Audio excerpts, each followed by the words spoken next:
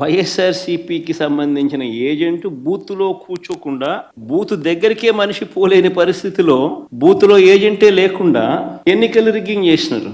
సాక్షాత్తు పోలీసుల సమక్షంలో పోలీసుల ప్రోద్బలంతో బూతులోకి వెళ్లే ఏజెంట్ల ఫాములను వీళ్లే తీసేసుకొని చింపేసుకొని బూతులోకి ఏజెంటే పోని పరిస్థితిలో ఎన్నికలు నిర్వహించామని చెప్పుకుంటా ఉన్న ప్రజాస్వామ్యం మన రాష్ట్రంలో బహుశా మన దేశంలో ఎక్కడ ఉండదేమో, ఒక్క మన రాష్ట్రంలో తప్ప. అండి పోలింగ్ బూతుల్లో ఏజెంట్లే లేరు అని అంటే ఎంత కాన్ఫ్లిక్టింగ్గా మాట్లాడతారంటే 11 మందికి ఒక్కొక్కరికి ఇద్దరిని ఇచ్చారు ఏజెంట్లు. ఒకరు ఏజెంటు ఒక రిలీవింగ్ ఏజెంట్ ఇస్తే అందరూ బూతుల్లో ఉన్నారు.